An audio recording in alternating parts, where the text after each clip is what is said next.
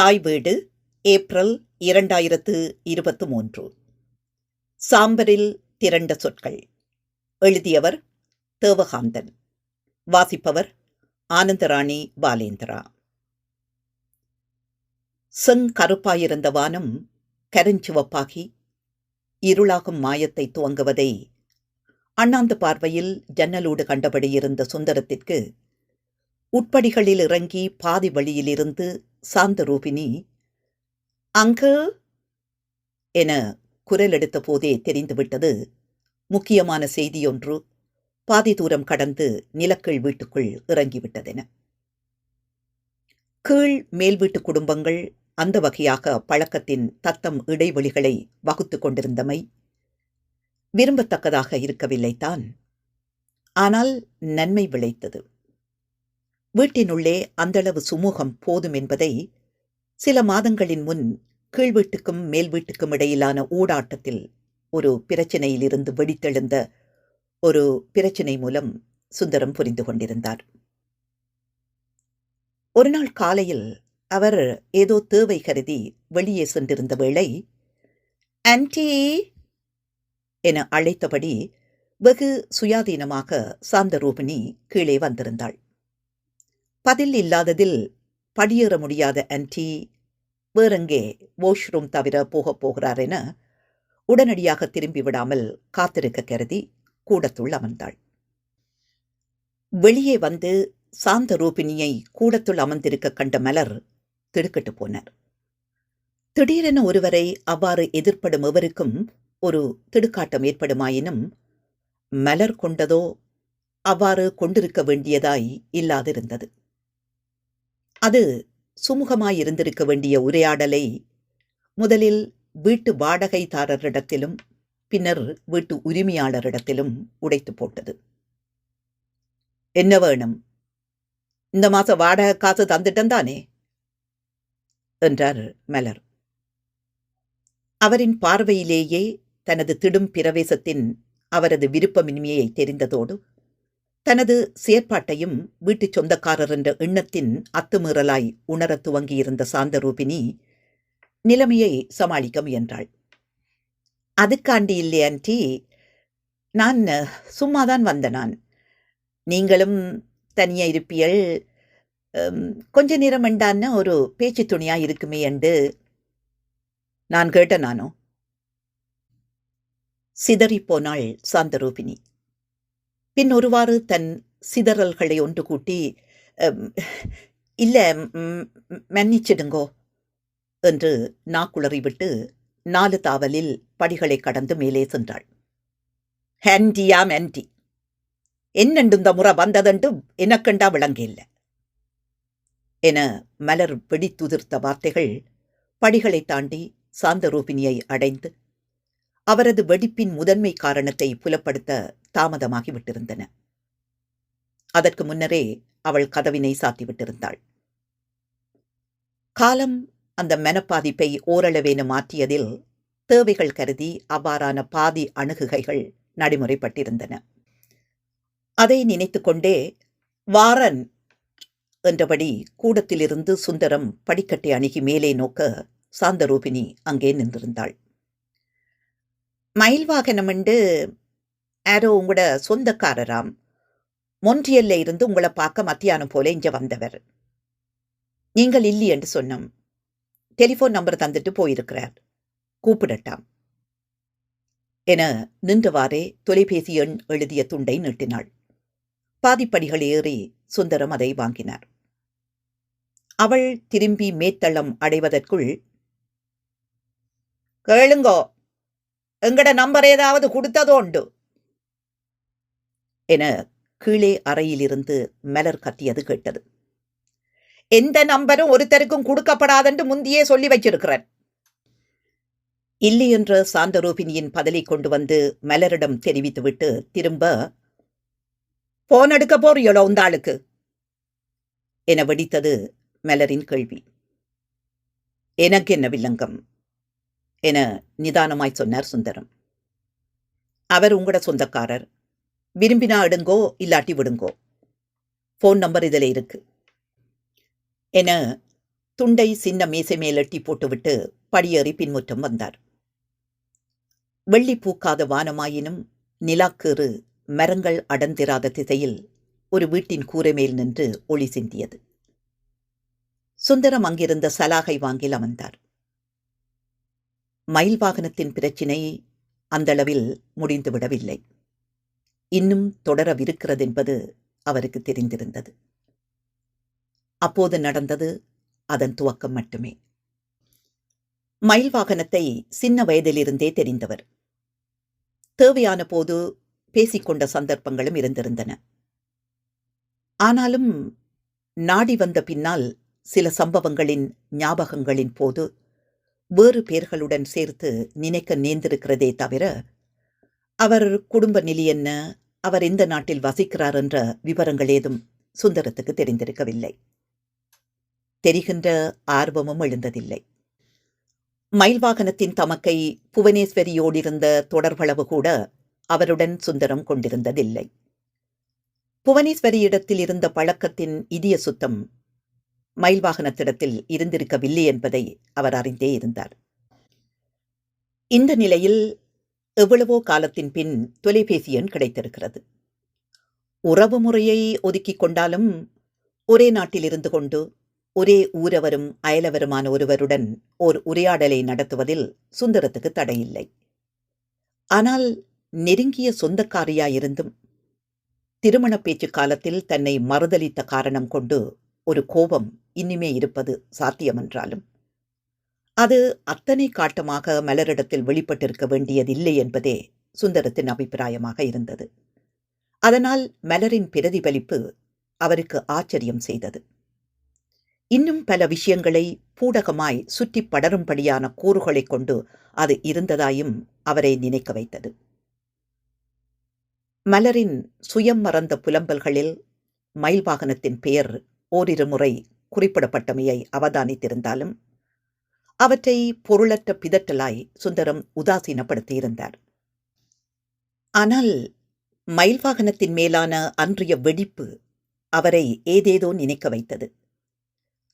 மயில் வாகனம் குடும்பத்தாரின் திருமண மறுப்பின் காரணமாய் அன்றி வேறொரு காரணத்தை காண மனம் கைதுளாவி நின்றது. அது என்னவாயிருக்கும்? 6 நிமிடங்களில் தன் சிகரெட் புகைப்பை முடித்துக் கொண்டாலும் சுந்தரம் எழும்ப மனமின்றி அக்கேள்வியைச் சுற்றி தன் மனத்தை அலைய விட்டபடி அமர்ந்திருந்தார். தன் சிற்றப்பா சண்முகநாதனின் பேர்த்தி திருமணத்துக்கு செல்வதா வேண்டாமாவென்று மலர் பிள்ளைகளுடன் சில நண்பர்களுடன் ஆலோசிக்கத்தான் செய்தார். யுத்த நிறுத்த காலத்தில், அதுவும் இராணுவ கட்டுப்பாட்டு பகுதியில் நடைபெறவிருந்த கல்யாணத்துக்கு போவதை யோசிக்க வேண்டியதில்லை என நடராஜசிவம் கூட சொன்னான். ஒரு வாரம் நிற்கக்கூடிய மாதிரி தானும் வரப்போவதாக கூறி, கரவட்டியில சந்திப்பம், பாய் பாய் என்றாள் லண்டனில் இருந்த அபிநயவல்லி. பிறகுதான் தன் ஆரோக்கியமும் சீர்குலையாதிருந்த மலரும் புறப்பட தீர்மானம் எடுத்தார்.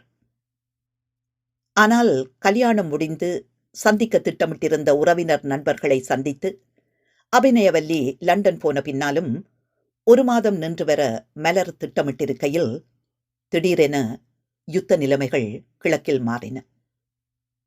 குண்டுகள் மறுபடி வெடிக்க துவங்கின. தீவையே நடுங்கச் செய்வது மாதிரி விடுதலை புலிகளின் விமானப்படை பிரிவு தலைநகர் கொழும்பிலும் கட்டுநாயக்கா சர்வதேச விமான நிலையத்திலும் குண்டு வீசி தாக்குதல் நடத்தியதும் அப்போதுதான். விளைவாக கொழும்பில் பிற ஊர்களிலிருந்தும் நாடுகளிலிருந்தும் வந்து தங்கி நின்றிருந்த இலங்கை தமிழர்கள் அச்சமிழும் வகையில் கண்காணிக்கப்பட்டார்கள். அத்தீவிர கண்காணிப்பு அவர்களது நண்பர் உறவினர் மீதும் தொடர்ந்தது. இவ்வாறான கெடுபிடி தொடர்ந்து கொண்டிருக்கையில் பாதுகாப்பு படையினர் திடீர் உத்தரவில் ஹோட்டல்கள் லாட்ஜ்களில் தங்கியுள்ளோர் 24 மணி நேரத்தில் அறைகளை விட்டு வெளியேற நிர்பந்திக்கப்பட்டனர். அதன்படி 2007 ஜூன் 7ஆம் திகதி ஓர் அதிகாலை வேளையில் காலி வீதியோரம் எதிர்த்திசையின் சமுத்திர காற்று சேலியை உருவுகிறபடி சீறிக்கொண்டு வீசும் குளிரில் தன் ஒற்றை சூட்கேசுடன் வெளியேறும் முதலாவது ஆள் போல வந்து நின்றார் மலர். அவ்வாறு தங்க இடமேதுமின்றி தனியனாய் குடும்பமாய் தலைநகர் தெருக்களில் அந்தரித்தோர் தொகை 1000 அணுகுமென கொழும்பு ஆங்கில பத்திரிகையொன்று செய்தி வெளியிட்டிருந்தது. கொழும்பில் இருந்த தமிழர்கள் நடுக்குறுத்தும் துயர் சூழ்ந்தவராய் ஆகிப்போனார்கள். வெள்ளவத்தை லொஜ்ஜை விட்டு வெளியேறிய மலர் சில நாட்கள் காணாமல் ஆகியிருந்ததாகவும் கொழும்பு நண்பர்களிடமிருந்து தகவல் கசிந்தது. அது அப்படியல்ல. லொட்ஜிலிருந்து வெளியேறிய மலர் கொழும்பு புறநகரிலுள்ள தூரத்து உறவினர் ஒருவருடைய வீட்டில் நலமாகவும் பாதுகாப்பாகவும் இருப்பதை புவனேஸ்வரி பின்னர் உறுதிப்படுத்தினார். அவ்விடற்காலத்தில் மயில் வாகனம் கொழும்பில் இருந்ததாய் சுந்தரம் அறிந்திருக்கவில்லை. அவரது முன்னாள் இயக்க தொடர்பு யுத்தம் முடியும் வரை அவரை இலங்கையை அணுகும் எண்ணத்தை கூட அவரிலிருந்து விரட்டி அடிக்கும். பின்னர் போய் வந்தார்தான். அவர் போல் பல இயக்க தொடர்புடையோர் போய் வந்தார்கள். ஆனால் அது 2009க்கு முன்பாக இல்லை. ஒருவேளை மயில் வாகனம் அவ்விடற்காலத்தில் கொழும்பில் நின்றிருந்தாலும் அவரால் நேரடியாக மலருக்கு ஏதும் கெடுதி விளைந்திருக்கும் என சுந்தரம் நம்பவில்லை. அனர்த்தம் ஏதாவதில் தொடர்பு பட்டிருக்க முடியும். அவ்வாறான நரித்தனம் அவரிடம் இருந்ததுதான். சுந்தரத்திற்கு ஓய்வூதியம் கிடைத்தது.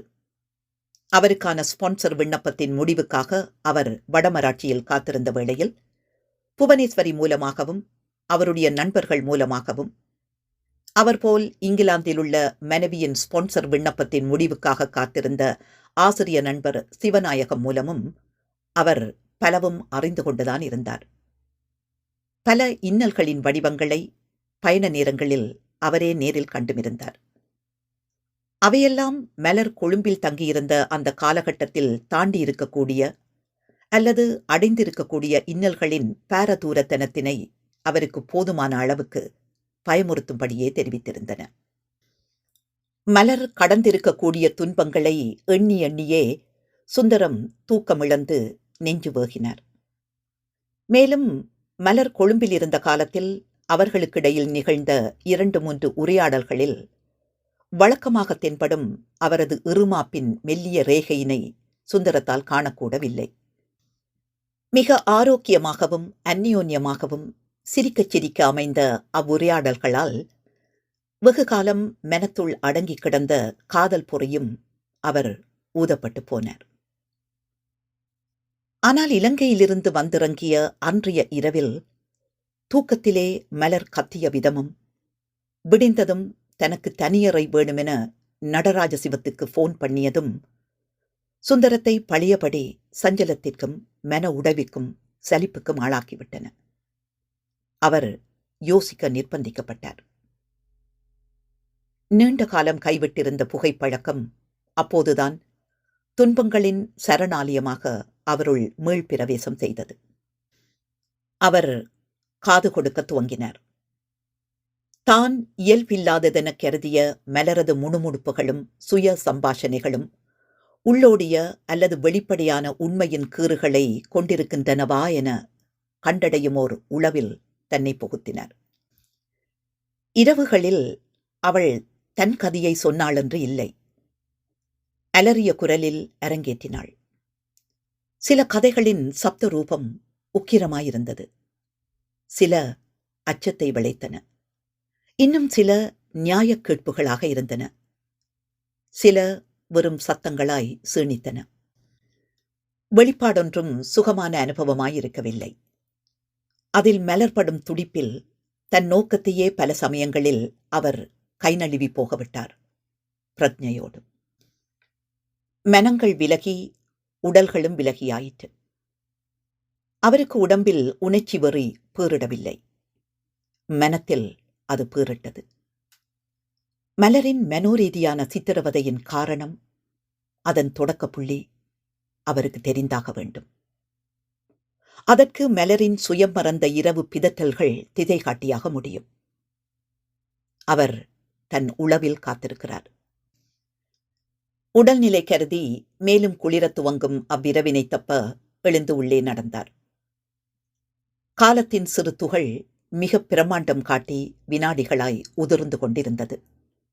அதன் பெரும் பொழுதான மணித்தியாலத்தையே சிறு துகளாய் கழித்த காலங்கள் அவளுக்கு இருந்திருந்தன. இப்போது இல்லை. எல்லாம் ஓர் அந்திம திசை அடைந்து 2 வருஷங்கள். எனினும் உள வெடிப்பின் ரேகைகள் எதுவும் வெளித்தெரிவதில்லை. சேஷ்டைகள் இருந்தன. சிரிப்பு இருந்தது. புல்வெளி உலாவுகையும் கடைத்தெரு செல்லலும் சினிமா பார்த்தலுமென எல்லாம் இருந்தன. அவை இயல்பின் காட்சியாய் முன்னே துருத்திக் கொண்டிருக்கையில் அடுத்த வீடு கூட உள்ளே ஒரு முரணினை சந்தேகந்தானும் படுவதாய் இருக்கவில்லை. அவர்கள் மகன் ரவிதாஸ் கூட 3 அறைகளும் 3 கட்டில்களும் இருக்கிற நிலையிலும் அவர்களது அந்யோன்யத்தில் ஏது முரணையும் காணாதவனாயிருந்தான். அவள் அதை தன் வசதியாகவே எடுத்துக்கொண்டாள். தன் சுதந்திரத்தின் எல்லை விரிதலின் அறிகுறியாக அது அவளுக்கு பட்டது. பெற்றோர் செய்து வைத்த கல்யாணமாக இருந்தும் 7 வயது மகன் இருக்கையிலேயே காதல் அவளுக்குள் இருந்தது. ஒரு பொழுது கண்ணில் அவனை காணாவிட்டால் தவிக்கிற மனம் இருந்தது. ரவீந்திரநாதன் எல்லாவற்றினையும் போட்டுடைத்தான். திருந்தி விட்டேன் என ஒரு நாள் திரும்பி வந்து மன்றாடினான். தெரிந்தே இருந்தால் நல்லதுதானே என்றாள் அவள். அவ்வளவுதான் சொன்னாள். வேறொரு நாள் தாசுக்கு 9 வயதாகிறது. அந்த இடைவெளியே அதிகம். அவனுக்கு ஒரு சகோதரத்துக்கு இன்னும் ஜாதகத்தில் இடம் இருக்கிறதாம் என பேச்சுவாக்கில் பறஞ்சான். ஒன்றே போதுமென்று விட்டாள் அவள். தன்னை மீண்டும் ஒரு பொறிக்குள் அடைத்துக் கொள்ள அவள் தயாராயிருக்கவில்லை. முன்பெல்லாம் அவளுக்கு ஒரு நாளிலே 24ம் அவனுக்கு 24ம் அதுபோல தாசுக்கும் அதே அளவு மணி நேரங்கள் இருந்தன. ஆனால் மூவரின் காலத்தையும் ஒருமிக்க பார்த்தபோது மொத்தமாகவும் 24 மணி நேரமே வந்தது. அது ஒருவர் வாழ்வை ஒருவர் வாழ்வதான, ஒருவருக்காக ஒருவர் இயங்குவதான குடும்பம் ஒன்றின் ஸ்திதியை காட்டியது. ஆனால் என்று அவர்களது ஒற்றை பெரும் படுக்கையிலிருந்து ரவீந்திரநாதன் கலந்து போனானோ அன்றே ரசம் கலந்த கண்ணாடியாக இருவர் வாழ்வும் ஆகிப்போனது. சாந்தரூபினிக்கு தன் கல்லூரி கால சிநேகிதியொருத்தியை அவள் கனடா லண்டனிலிருந்து மார்க்கம் வந்திருந்த போது சந்திக்க முடிந்திருந்தது. சந்திக்க அத்தனை காலம் எடுத்ததே தவிர அவள் நினைவு மெனப்பெறப்பில் இவளுக்கு கலையாதே என்றும் இருந்திருந்தது. அவளுக்கு கமலாசனி என்று பெயர். வகுப்பில் ஏற்கனவே ஒரு கமலா இருந்த வரையில் புதிதாக கட்டப்பிராயிலிருந்து வந்தவளை சனியென கூப்பிடலாம் என்று யாரோ சொன்னதை எல்லோரும் சில்லென்ற சிரிப்போடு ஏற்றுக்கொண்டார்கள். இவள்தான் சொன்னாள், அது சரிப்படாதென. சனி வாராளென்றால் சனியன் வருகிறதெனவும் அர்த்தமாகிவிடும் என மறுத்தாள். கமலாசனிதான் அதில் பாதகமில்லை, சனியென்றே கூப்பிடச் சொல்லிவிட்டாள். எந்த அவமானத்தையும் கிரீடமாய் எதிர்கொள்ளலில் இருந்த உறுதியில் இவளும் தன்னை தகுந்த சமயத்தில் காப்பாற்ற கை நீட்டிய இவளை அவளுமென நேசிக்கும் அளவு இருவரும் இதயம் நெருங்கி போனார்கள். அதன் பின்னர் தானா கமலாசனிக்கு ஒரு வடமொழி சொல்லையிட்டு தானா கமலாசனி என மாற்றி அதை பழக்கத்தில் கொண்டு வர வைத்து ஆசுவாசம் கொண்ட இவளின் அன்பில் கமலாசனியும் கரைந்து போனாள். நினைக்கிற போதெல்லாம் சாந்தரூபினிக்கு மனதை இழக்கி முறுவலை சிந்த வைப்பதாயிருந்தது அந்த கல்லூரி கால சம்பவம். மார்க்கம் வெளியில் ஒரு கனடா சுதந்திர தினத்தில் அன்றான வான வேடிக்கை இரவில் சந்தித்த போதும் இருவரும் அதை ஞாபகம் மீண்டு சிரித்தோய்ந்தார்கள். அன்றுதான் அவள் இவளுக்கு ஒரு வேலையின் அவசியத்தை குடும்ப உட்பிளவுகள் தெரியாமலே அறிவுறுத்தி போனாள். சமீப காலத்தில் சாந்தரூபினியின் சிந்தனையை ஆக்கிரமித்திருந்தது அந்த எண்ணம்தான். வெளியே முன்புறத்து நாற்காலியில் அப்போதும் அது பற்றி எண்ணியவளாகவே சாந்தரூபினி அமர்ந்திருந்தாள். ரவிதாஸ் சமீபத்திலுள்ள அவனது பாடசாலைக்கு அந்த தெருவிலிருந்து அங்கே கற்கச் செல்லும் 2 மாணவர்களுடன் சேர்ந்து போய் வரக்கூடிய சாத்தியத்தை தான் அத்தனை காலம் எண்ணாதிருந்ததை ஒரு வலியோடு அவள் நினைத்தாள். தடைகளென நினைத்திருந்தவை அகற்றப்படக்கூடியவையாய் இருந்த வகையில் இனி தான் வேலை தேட ஆரம்பிக்கலாம் என்பது அவளின் தேர்வாக இறுதியில் வந்தது. முடிவை ரவீந்திரநாதனிடம் விரைவில் சொல்லிவிட தீர்மானமும் கொண்டாள். வாழ்க்கையை அவ்வண்ணம் கழிப்பதில் எந்தளவு பாதிப்பு வந்துவிடும்? காமத்தின் தவனம் திப்பமாய் தேங்கும். அது வாழ்வின் தாங்க முடியா துயராக அவளுக்கு தோன்றவில்லை. தனி மனிதரின் உடல் மனநிலைகளின் விசை அதன் அவசியமாகும் பங்கினை கணிக்கிறதென்பது அவளது அபிப்பிராயமாயிருந்தது. பொருளாதார சிக்கலிலிருந்து ரவீந்திரநாதன் ஓரளவு மீண்டு கொண்டிருந்தாலும் 2 ஆண்டுகளுக்கு முன்பிருந்த நிலையை அடைந்துவிடவில்லை என்பதை அவனே அவளிடம் சொல்லியிருந்தான். அவன் சொன்னது போல் அதிலிருந்து விரைவில் அவன் மீண்டு விடுவான். அவளுக்கு சந்தேகமில்லை. அவளது முடிவில் குடும்பத்தின் பொருளாதார மந்தம் அல்லது செழிப்பு எதுவும் எவ்விதத்திலும் சம்பந்தப்பட்டு போகவில்லை. தனித்துவமான சுயாதீனமான வாழ்வின் ஆதார நாதமாயே அதை அவள் கண்டாள். கீழே குடியிருக்கும் சுந்தரமங்கள் கூட தன் நண்பர்கள் தெரிந்தவர்களுக்கு வீடு விற்பனை வாங்குதல்களில் ரவீந்திரநாதனுக்கு சகாயம் செய்து கொண்டிருந்தார். அவரால் ஒரு வீட்டை விற்றுக் கொடுக்கவும் முடிந்திருந்தது. தனது பங்குக்கான வருமானத்தில் $5000 அன்பளிப்பாக ரவீந்திரநாதன் அவருக்கு கொடுக்க முன்வந்தபோது அவர் அதுவோர் உதவி இல்லையே என பெருந்தன்மையோடு மறுத்துவிட்டமையில் ஏற்கனவே கலைஞர், ஆசிரியப் பணி புரிந்தவர் என்ற தளங்களில் வெகு கௌரவத்துடன் நினைத்திருந்தவள் மேலும் மதிப்பேறி போனாள்.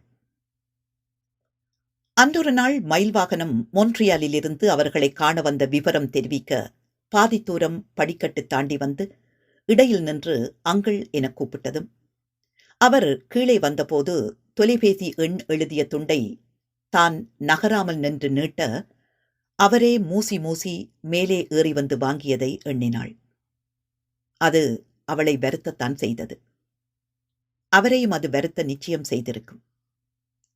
அவர் எவ்வளவுதான் உலகியல் நடப்பு தெரிந்தவராயினும் தன் வயதுக்கு அளிக்கப்படாத மரியாதையின் மன வலியிலிருந்து அவர் தப்பியிருக்க முடியாது. தன் காட்டமான நடவடிக்கைகளை தவிர்க்க இயலாமையின் விளைவுகளாய் அவரை பொறுத்து போகச் செய்யும் என்ற நம்பிக்கையில் அவள் மனம் தணிந்தது. உங்களோட மனசு இந்த கதையால உங்களையும் சில வேளை மரியாதை குறைவாய் நடத்துறதாய் ஆகியிருது. என்ன மன்னிச்சிடுங்கோ. ரவீந்திரநாதன் கூட நடந்தது அவள் சொல்ல கேட்டு, அவையோட உமக்கு சமாளிக்கிறது கஷ்டமண்டா எழும்ப சொல்லிடுவான் என்றிருந்தான். அவள்தான் வேண்டாமென்றாள். மனுஷின்ற வாய்தான் பொல்லாதது. மற்றபடி அங்கிள் நல்லவர்தானே. அவருக்காண்டியாச்சும் நாங்கள் பொறுத்துத்தான் போக வேணும். அப்போது ரவீந்திரநாதனின் பெரியப்பா வீடு வந்தார். சாந்தரூபினியோடு நீண்ட நேரமாய் ஊர்க்கதைகள் பேசிக் கொண்டிருந்தார். தண்ணி போட்டா நெல்லாய் கதை சொல்லும் மனுஷன். என்ன ஒன்று எந்த நேரத்துல என்ன தூஷண வார்த்தை மனுஷன்ற வாயிலிருந்து வரும் என கணிக்க முடியாது. திட்டமிட்டு அவர் எதையும் சொல்வதில்லை. அவரது சுபாவமே அதுதான். உணர்ச்சி வசப்படுகிற போது ஊரில் போல் அது தானாக வந்துவிடுகிறது. கனடா வந்து 15 வருஷங்களுக்கு மேலே இன்னும் அல்வாய் பேச்சு மாறவில்லை. ஆனாலும் ஒரு நாள் அவர் ஒரு நல்ல கதை சொன்னார். உலை வைத்து சோறாக்குறது எப்படி என்பது பற்றிய கதை. பிரான்சில் இருந்து வந்த ஒரு 11 வயது பிள்ளைக்கு அது பற்றிய ராசமணி டீச்சரின் செய்முறை விளக்கம் அது. அது கொஞ்ச காலம் பிரான்சில் தமிழ் பகுதி முழுக்க திரிந்தது சிறகெடுத்து. செய்முறை விளக்கம் ராசமணி டீச்சரிடம் கேட்ட தமிழ் பிள்ளையும் தன் வகுப்பு பிரெஞ்சு பிள்ளைகளுக்கு கூற, அவர்கள் தமது நண்பர்கள் பெற்றோர்களுக்கு கூறவென ஏறக்குறைய பிரான்சின் குறிப்பிட்டளவு விஸ்தீரணத்தில் அந்த கதை 2 மொழிகளிலும் உலவி திரிந்து சிரிப்பலைகளை எழுப்பியது. உலை வைக்கிறதுண்டா என்ன அம்மம்மா? சோறு காய்ச்சறதுக்கு உலையேன் வைக்க வேணும்? தனது அம்மம்மாவுக்கும் இன்னொரு தமிழ் பாட்டிக்கும் இடையே ஒரு காலத்தில் பல்வேறு தமிழ் விடுதலை இயக்கங்களுக்கும் மத்தியில் அடிபாடுகளும் துவக்கிச்சூடுகளும் நடந்த ட்ரூடி கெல்வினோ தெருவில் இடம்பெற்ற சம்பாஷணியை கிரகித்த அலீஸ் சின்னத்துரை என்ற பெண் பிள்ளை வீடு திரும்பியதும் கேட்ட கேள்விதான் அது. தமிழ் பிள்ளையும் அதன் பாட்டியும் அதற்கான பதிலை புரிந்து கொள்ளவும் புரிய வைக்கவும் பட்ட கஷ்டத்திலிருந்து உருவாகுகின்றது நிகழ்வு. உலை வைக்கிறது பற்றி பேச்சில் அறிந்து கொண்ட அலீஸ் சின்னத்துரை என்ற தன் பேத்தியின் கேள்விகளுக்கு விளங்கும்படியான பதில் சொல்ல முடியாது போன அந்த பிள்ளையின் அம்மம்மாவான சாந்தம்மா தாவீது அவளது மரபில் இருந்த ஆர்வத்தை மழுங்கடிக்காது நாட்டிற்கே அழைத்துச் சென்று செய்முறை விளக்கத்தை நேரில் அளிக்க தீர்மானிக்கிறார். தேசத்திலும் யுத்தம் முடிவுக்கு வந்திருந்தமையால் ஒருமுறை ஊரை பார்த்து வருவதும் நல்லதென ஒரு 2010ஆம் ஆண்டு பிரான்சில் பள்ளிகளுக்கு கோடை விடுமுறை விட்டிருந்த காலப்பகுதியில் அலீஸ் சின்னத்துரையை அழைத்துக் கொண்டு ஒரு சுருங்கிய பயணத்தை இலங்கைக்கு மேற்கொள்கிறார். தன் நோக்கத்தை நிறைவேற்ற முதலில் கொழும்பில் இருந்த தம் உறவினரை அணுகியவர் உலை வைத்து சோறு சமைப்பதற்கான செய்முறை விளக்கம் அளிக்கிற வாய்ப்பு கொழும்பில் இல்லை என்ற அவர்களது பதிலில் திகைக்க நேர்ந்தது. அவர்கள் மேலும் அதற்கு யாழ்ப்பாணம் தோதான இடமாகலாம் என்றும் அங்கு கூட மண்ணெண்ணெய் அடுப்பு போய் மின்சார அடுப்பும் எரிவாயு அடுப்பும் பிரஷர் குக்கரும் வந்துவிட்டதை சொல்லி கிராமப்புறம் ஏதாவதை அணுகி பார்க்கும்படியும் ஆலோசனை சொன்னார்கள். அதன் மேல் சாந்தம்மா தாவீது யாழ் நகர் வந்து கரவட்டியில் ஒரு நண்பரை நெருங்கி அவர் மூலம் தனக்கு உதவக்கூடிய தும்பளையிலுள்ள ஓய்வு பெற்ற ஆசிரியையான ராசமணி டீச்சரை கண்டடைந்தார். சாந்தம்மா தாவீதின் விருப்பத்தை கேட்டு ராசமணி டீச்சர் அசந்து போனார் என்றே சொல்ல வேண்டும். என்றாலும் வெளிநாட்டில் பிறந்த தமிழ் பிள்ளைக்கு தம் மரபார்ந்த விஷயங்களில் ஏற்பட்டிருக்கும் ஆர்வத்தை மதித்து அதற்கு சம்மதித்தார். மறுநாள் பேர்த்தி அலீஸ் சின்னத்துரை சகிதம் சாந்தம்மா தாவீது ராசமணி டீச்சர் வீடு வந்தபோது அவரும் ஆயத்தமாகவே நின்றிருந்தார். உலை வைத்து சோறாக்கல் செய்முறை விளக்கத்தை அலீஸ் சின்னத்துரை வீடியோ படமாக்க முயற்சிக்க அது அவருக்கு தயக்கமாகவும் கூச்சமாகவும் ஆகி போயிற்று. ஆயினும் ஆசிரியராயிருந்த அனுபவத்தால் சொற்கள் அவருக்கு மிக இலகுவாக வந்து கை கொடுத்தன. அது உண்மையில் அவரது பாட்டியின் மொழியேயாகும். அந்த மொழியிலுள்ள சில சொற்களுக்கு சாகா வரமளிக்கும் முயற்சியாக அந்த வீடியோ பதிவினை கருத அவரது தயக்கம் முற்றாக அவரிடத்தில் அற்றுப்போனது. தன் பாட்டியின் மொழியை கடனெடுத்து தன் செய்முறை விளக்கத்தை அளிக்கத் தொடங்கினார் ராசமணி டீச்சர். விளக்கச் செய்முறை முடிந்தபோது அரிசி புடைத்தல், கொளித்தல், அரிசி கிளைதல் போன்றவற்றை தன் கைப்பட சிறிது நேரம் அலீஸ் சின்னத்துரை முயன்று பார்த்தாள். பின்னர் அது அப்போதைக்கு கைவராதென அம்முயற்சியை கைவிட்டாள்.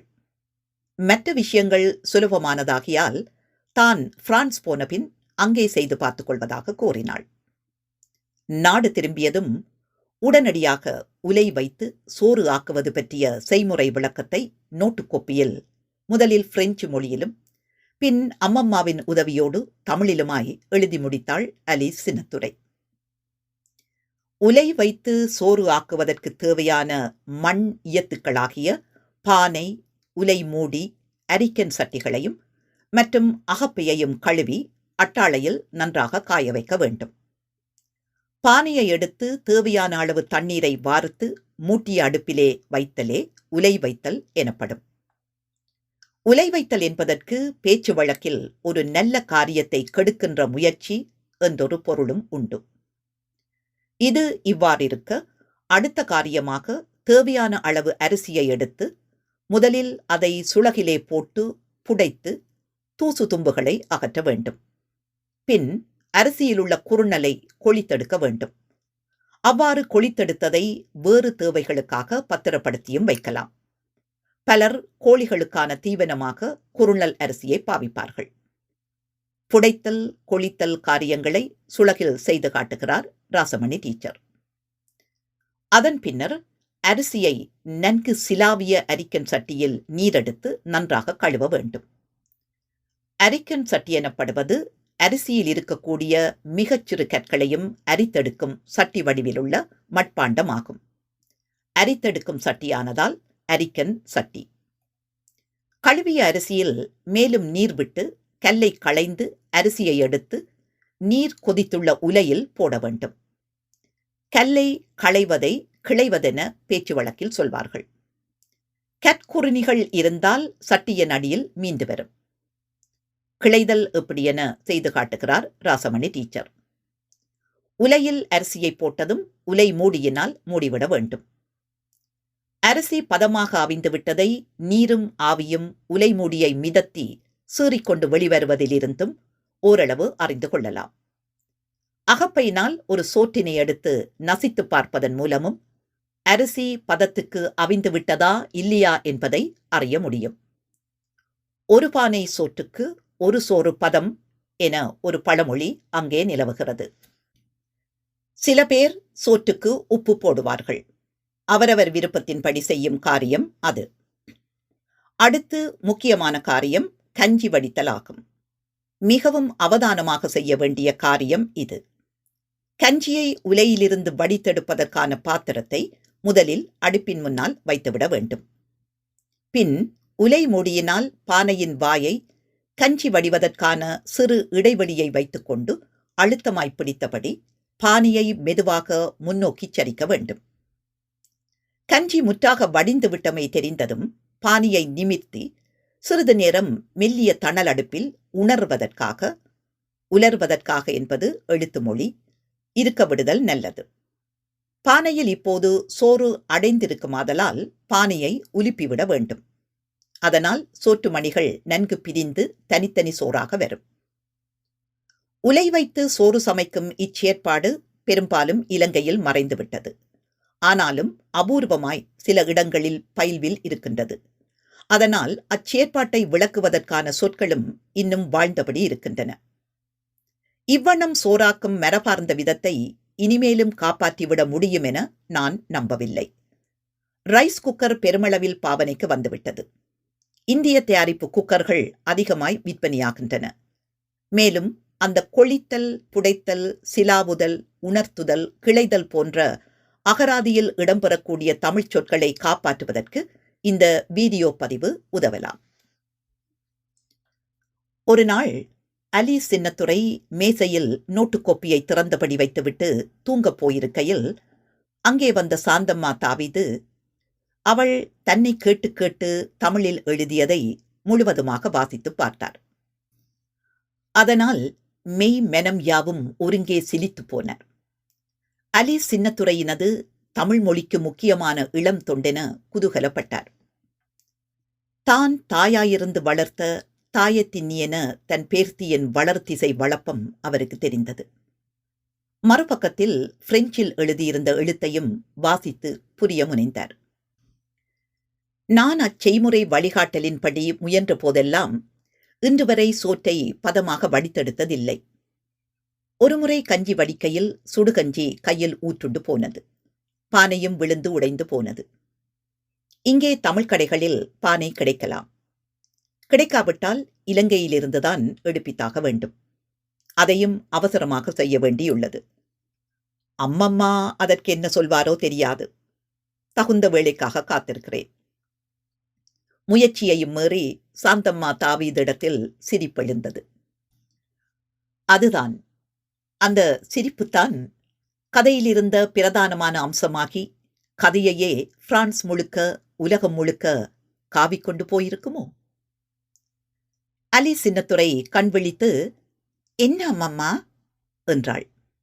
ஒண்டுமில்ல, நீ படு.